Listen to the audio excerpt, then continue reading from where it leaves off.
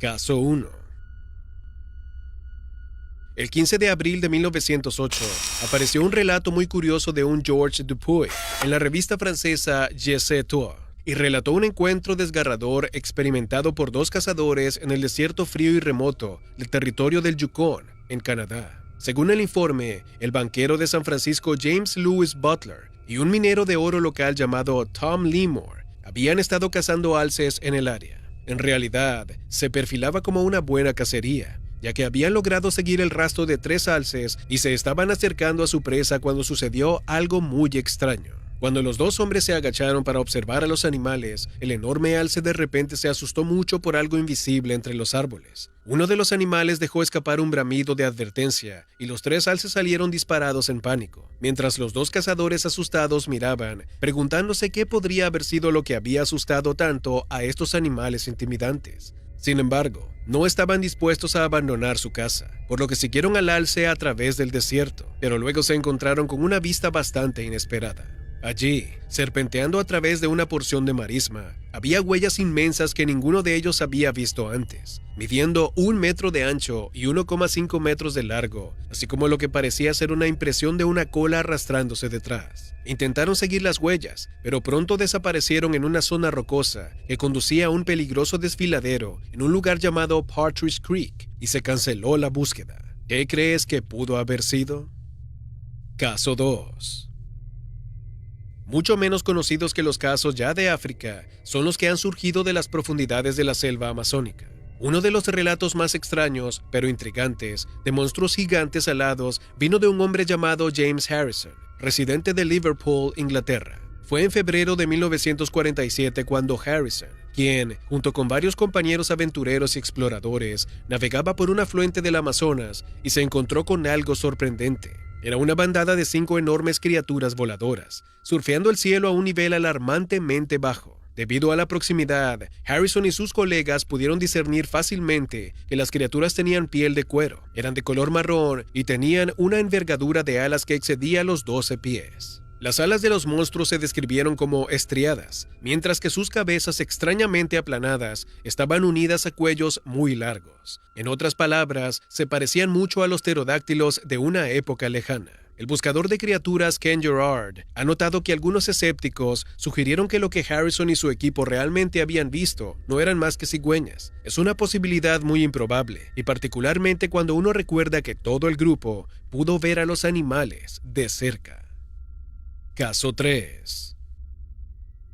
En las selvas pantanosas de África Occidental, persisten los informes de una criatura del tamaño de un elefante con piel suave, de color gris parduzco, un cuello largo y flexible, una cola muy larga tan poderosa como la de un cocodrilo, y patas de 3 garras del tamaño de sartenes. Durante los últimos 3 siglos, los pigmeos nativos y los exploradores occidentales han contado cómo estos animales se alimentan del fruto parecido a una nuez de una planta, y se mantienen en las piscinas profundas y las cuevas subterráneas de agua en esta región, en gran parte inexplorada. Aunque las tribus y los misioneros de esta tierra de pantanos impenetrables conocían desde hace mucho tiempo a la criatura, no fue hasta principios del siglo XX que su existencia finalmente llegaría al mundo occidental. En 1909, el reconocido cazador de caza mayor Carl Hagenbeck escribió sobre la criatura en su obra autobiográfica Beasts and Men, en el que contó haber escuchado historias de los nativos de una bestia descomunal y aterradora que fue descrita como mitad elefante y mitad dragón.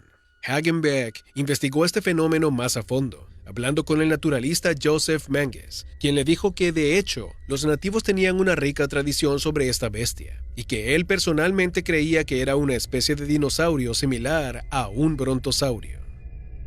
Caso 4. Mamut. No hay otra criatura superviviente más grande o más formidable que el majestuoso mamut lanudo, existente principalmente durante la época del Pleistoceno, que duró desde hace unos 2.588.000 a 10.000 años. El mamut lanudo era similar pero un poco más grande en tamaño a un elefante africano de hoy en día, pero se diferenciaba en que estaba cubierto de pelo desgreñado, tenía orejas más pequeñas para minimizar los efectos del frío y sus enormes colmillos, que usaba para pelear y buscar comida. muy parecidos a sus modernos hermanos elefantes. Aunque el mamut disminuyó considerablemente durante el final del Pleistoceno, hubo poblaciones de reliquias que se cree que existieron hasta hace unos 4.000 años, después de lo cual se considera que finalmente se extinguió.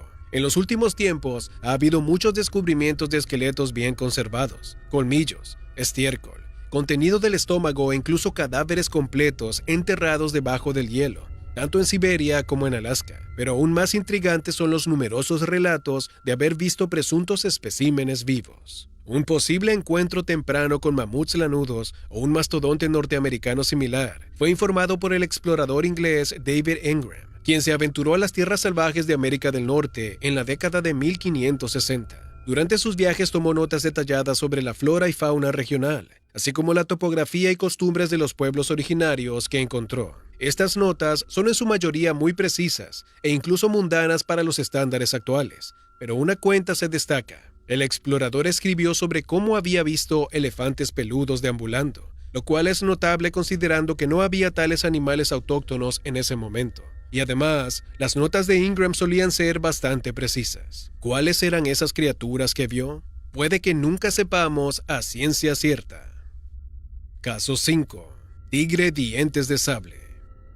Lejos de ser simplemente una criatura misteriosa evasiva conocida por los nativos de la región como tigres enedi, también han sido vistos por forasteros. En 1910 hubo un relato bastante dramático de un grupo de misioneros franceses que viajaban por el río Bamingui cuando fueron atacados por un enorme gato con grandes colmillos protuberantes, que aparentemente saltó fuera del agua para arrastrar a uno de sus animales, para después como un cocodrilo sumergirse y desaparecer. En la misma zona había un cazador y naturalista llamado Marcel Harley, quien encontró un hipopótamo muerto en 1920 junto al río, que exhibía heridas profundas y graves que aparentemente no fueron infligidas por ningún depredador conocido, sobre las que luego escribiría en su diario. En 1975, el cazador Christian Lenoir estaba con unos guías nativos en la meseta de Enedi cuando escucharon un retumbar. Un rugido escalofriante emana de las oscuras profundidades de una cueva. Los nativos en pánico lo identificaron de inmediato como una de las criaturas con dientes de sable y se negaron a continuar. Curiosamente, Lenoir en la misma excursión encontraría un hipopótamo horriblemente mutilado cerca del río Uanja,